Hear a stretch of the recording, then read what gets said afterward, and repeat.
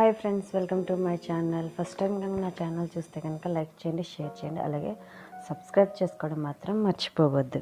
First of all ఈరోజు నేను మీకు చూపిస్తున్నాను బషీరమ్మ దర్గా కోసం. దర్గా మేము చాలాసార్లు వెళ్ళాము, ఇది ఫస్ట్ టైం వీడియో తీసి చూపిస్తున్నాను.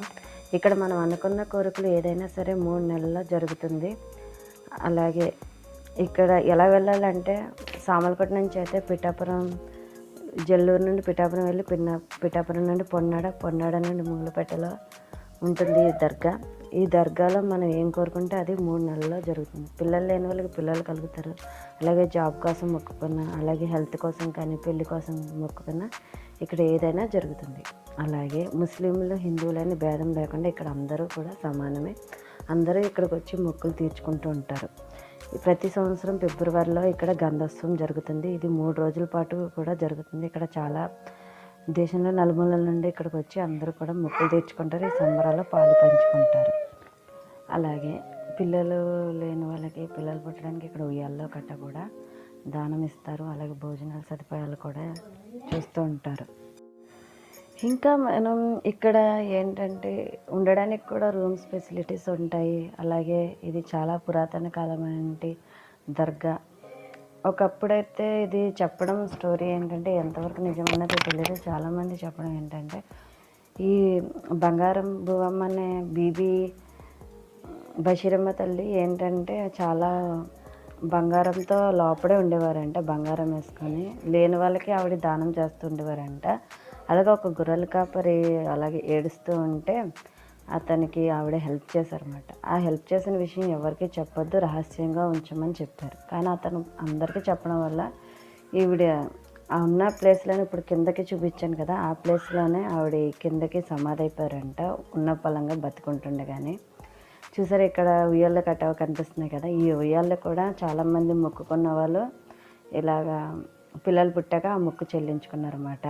ఇదొక విధంగా మొక్కు అయితే, ఇంకో విధంగా అయితే ఇక్కడ దీపాలను కూడా వెలిగిస్తారు. మనం 11, 21 అలా కూడా వెలిగించుకోవచ్చు. దీపాలను వెలిగించి మొక్కు తీర్చుకుంటారు. అలాగే ఇంకొంతమంది అయితే ఫలా వండి అది కూడా పంచుతారు.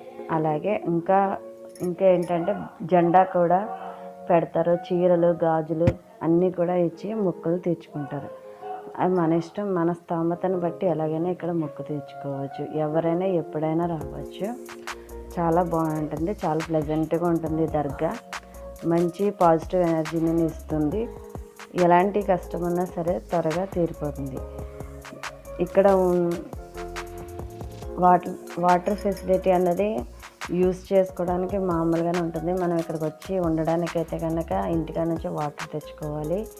అలాగే రూమ్స్ గట్రా ఇస్తారు, కానీ అంత బాగుండవు.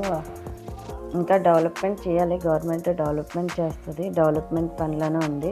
కానీ ప్రతి సంవత్సరం ఇక్కడ గంధోత్సవం జరుగుతుంది కదా, అది మాత్రం చాలా ఎక్సలెంట్గా జరుగుతుంది. మీరు ఆల్రెడీ ఉప్పిన సినిమా చూసుంటే ఆ గంధోత్సవం ఎలా జరుగుతుంది అన్నది కొంచెం, అది ఫస్ట్ సాంగ్లో ఉంటుంది కదా, నీ నవ్వు ముత్యాలహారం, ఆ సాంగ్లో ఉంటుంది చూడండి. ఇక చూసారు ఎంత పెద్ద ప్లేస్లో ఈ దర్గా ఉందో చూసారు. అదంతా కూడా దర్గా. ఇక్కడ గంధోత్సవం జరిగినప్పుడు ఇదంతా కూడా నిండిపోతుంది. ఆ రూమ్లు కూడా ఏమీ ఖాళీ ఉండవు. టెంట్లు వేసుకొని కూడా జనాలు వచ్చి ఉంటారు. ఇక్కడ ఎప్పటి నుంచో చాలామంది వచ్చి ఉంటున్నారు అన్నమాట.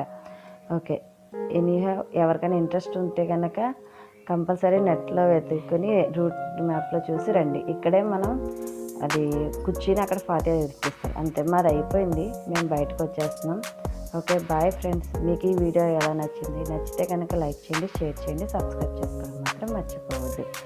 Bye, thank you for watching.